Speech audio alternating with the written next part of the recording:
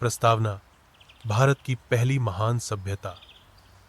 भारत के प्राचीन इतिहास में यदि किसी सभ्यता ने सबसे पहले संगठित जीवन, उन्नत नगर व्यवस्था और विकसित समाज की नींव रखी, तो वह थी हड़प्पा सभ्यता, जिसे हम सिंधु घाटी सभ्यता के नाम से भी जानते हैं। यह सभ्यता लगभग 2600 ईसा पूर्व से 1900 ईसा पूर्व के बीच अपने चरम पर थी और इसे भारत की पहली नगरीय सभ्यता माना जाता है। यह सभ्यता केवल भारत तक सीमित नहीं थी, बल्कि इसका विस्तार आज के पाकिस्तान और अफगानिस्तान तक फैला हुआ था। खोज की कहानी: जब दबी हुई सभ्यता सामने आई, हड़प्पा सभ्यता हजारों वर्षों तक धरती के नीचे दबी रही। वर्ष 1921 में दयाराम साहनी ने पंजाब, अब पाकिस्तान, के हड़प्पा नामक स्थान पर खुदाई की और अगले ही वर्ष 1922 में राखालदास बनर्जी ने मोहनजोदड़ो की खोज की।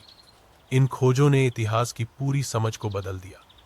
इससे पहले माना जाता था कि भारत में सभ्यता वैदिक काल से शुरू हुई, लेकिन हड़प्पा सभ्यता ने साबित कर दिया कि भारत में इससे भी पहले एक अत्यंत उन्नत सभ्यता मौजूद थी।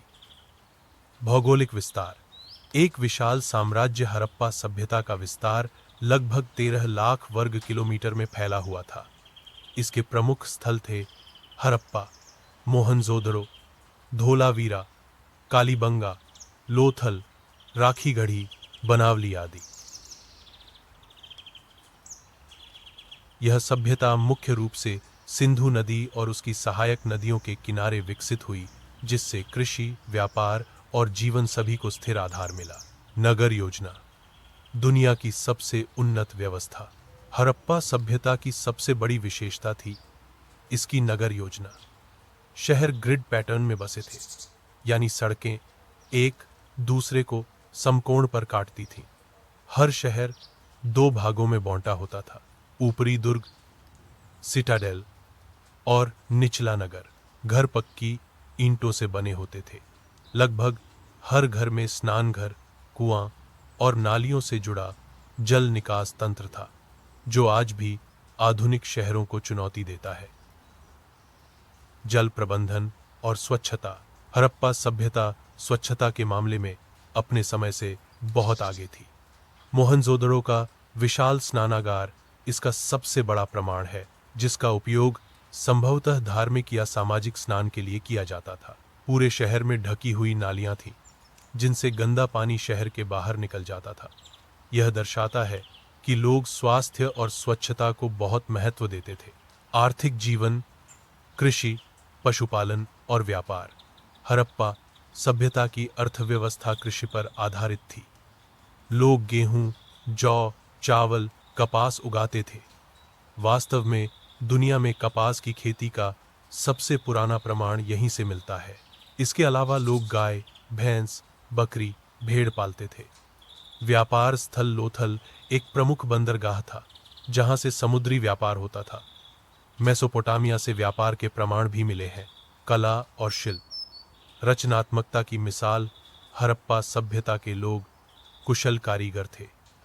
उन्होंने मिट्टी के बर्तन, कांसे की मूर्तियां, सोने चांदी के आभूषण, मन के बीड्स बनाए।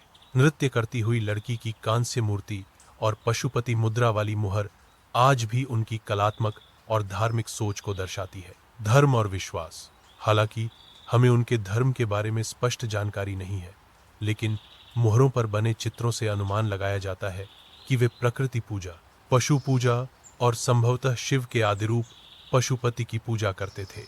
मातृदेवी की मूर्तियां यह संकेत देती हैं कि उर्वरता, फर्टिलिटी का विशेष महत्व था। लिपि और भाषा: एक अनसुलझा रहस्य: हड़प्पा सभ्यता की लिपि अब तक पढ़ी नहीं जा सकी है। यह लिपि छोटी छोटी प्रतीकों वाली है, जो मोहरों पर मिलती है। जब तक यह लिपि पढ़ी नहीं जाती, तब तक इस सभ्यता के राजनीतिक और सामाजिक ढांचे को पूरी तरह समझना संभव नहीं है। यह आज भी इतिहास का सबसे बड़ा रहस्य बनी हुई है। सामाजिक जीवन: शांतिप्रिय समाज: हड़प्पा सभ्यता में राजाओं, महलों या युद्ध के प्रमाण नहीं मिलते, जिससे यह अनुमान लगाया जाता है कि यह एक शांतिप्रिय और संगठित समाज था। समाज में समानता दिखाई देती है, क्योंकि अमीर गरीब के घरों में बहुत अधिक अंतर नहीं मिलता। पतन की कहानी। एक सभ्यता का अंत लगभग 1900 ईसा पूर्व के बाद हड़प्पा सभ्यता का पतन शुरू हो गया। इसके पीछे कई कारण माने जाते हैं। जलवायु परिवर्तन, नदियों का मार्ग बदलना, बाढ़, सूखा, कृषि संकट और व्यापार का टूटना। कुछ इतिहासकार आर्यों के आक्रमण की बात भी करते हैं, लेकिन इसका ठोस प्रमाण नहीं मिलता। विरासत। आज भी जीवित प्रभाव। हालांकि हड़प्पा सभ्यता समाप्त हो गई, लेकिन इसकी विरासत आज भी भारतीय संस्कृति में दिखाई देती है। नगर योजना, स्वच्छता, व्यापारिक सोच और सामुदायिक जीवन में यह सभ्यता हमें सिखाती है कि प्रगति केवल शक्ति से नहीं, बल्कि संगठन, अनुशासन और संतुलन से आती है।